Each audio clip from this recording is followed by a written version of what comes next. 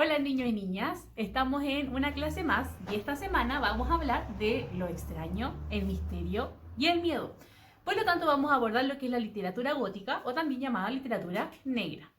La literatura gótica nace a finales del siglo XVIII en Inglaterra y se caracteriza por usar mucho lo que es el sensacionalismo, o sea, que destacar las acciones que son llamativas, el melodrama, ¿cierto? Todas estas acciones que son trágicas, que son dramáticas, y exagera también las situaciones que pasan y los personajes que se presentan. Este tipo de literatura se mueve lo que es un barco más o menos sobrenatural, ¿cierto? Que propicia lo que es el miedo, el terror y el misterio sobre todo.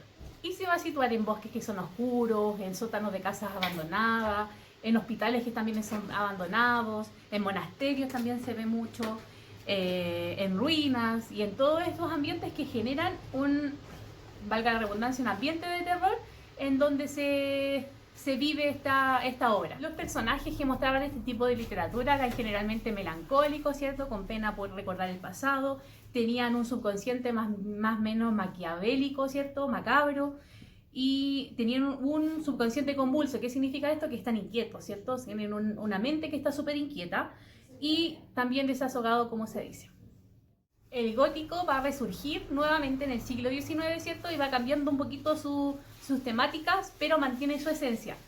En el siglo XIX se marca más en la que son las historias de fantasmas o las historias detectivescas. En esta época las novelas de terror que eran principalmente de monstruos y espectros, se relacionaba más con el psique, o sea, se relacionaba más con el alma humana. Se retuvo todo este miedo a lo desconocido que marca la literatura gótica, pero en vez de perseguir monstruos que son externos, se perseguían monstruos que estaban más bien en el interior o en la cabeza de las personas. Las localizaciones donde ocurrían esta historia gótica también fue cambiando, porque antes eran lugares que eran alejados a la vida diaria, como, no sé, un bosque, como decíamos anteriormente, un orfanato, un hospital psiquiátrico, y ahora ocurrían en casas, ¿cierto?, de campo, por ejemplo, en los sótanos de esas casas, en los áticos, también en calles que eran más o menos oscuras, por lo tanto, se iba acercando a nuestra realidad en los lugares donde ocurrían estas historias de miedo.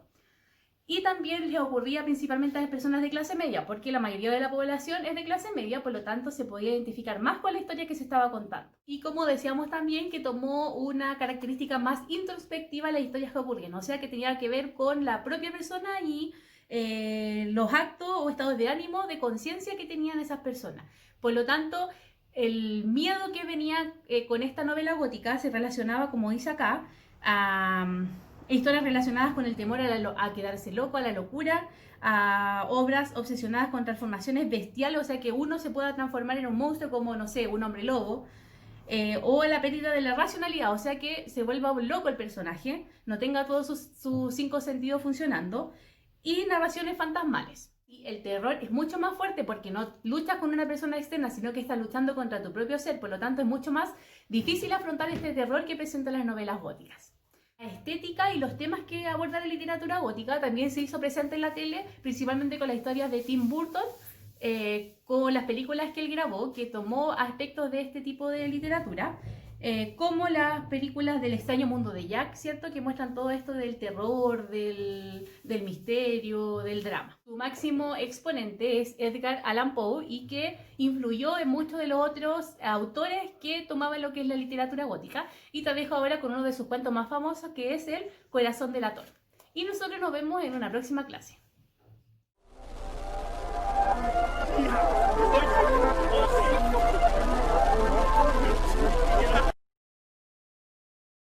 Siempre he sido nervioso, terriblemente nervioso. ¿Pero por qué afirman ustedes que estoy loco? Observen con cuánta cordura, con cuánta tranquilidad les cuento mi historia.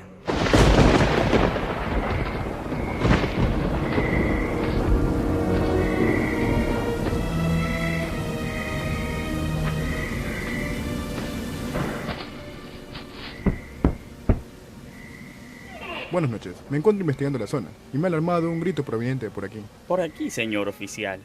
Lo ha escuchado. ¿Me permitiría pasar si no lo interrumpo? Lo sabe, lo sabe. No estoy loco. Señor. Oh, sí, por supuesto. Revise todo lo que desee.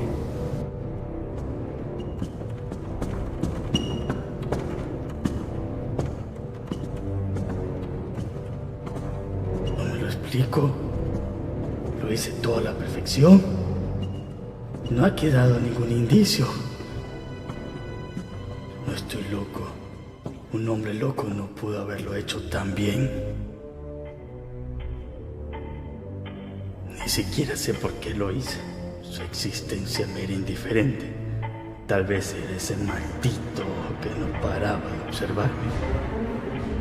Tenía el ojo de un buitre.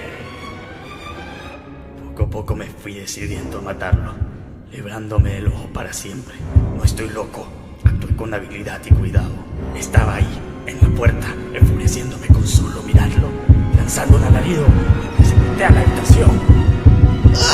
El viejo, una vez, nada más que una vez, descuarticé el cadáver, le corté la cabeza, los brazos, las piernas. Escondí los restos en el piso de la habitación. Nadie sabría lo ocurrido aquella noche. Todo en orden oficial. Como puede ver, todo se encuentra tan prolijo y limpio. No escondo nada. Estoy justamente encima de él. Es su ojo. Nunca lo sabrá. Suficiente. No lo perturbaré más. Mil disculpas. No puede ser. Lo sabe. Se mofa de mí. Se ríe de mí. Se está burlando. No estoy loco. Señor, ¿está usted bien? No, es el mío. No, estoy loco.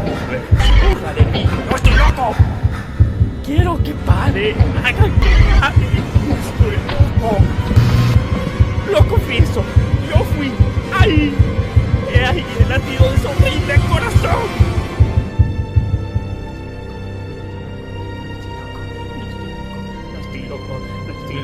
No estoy loco. No estoy loco.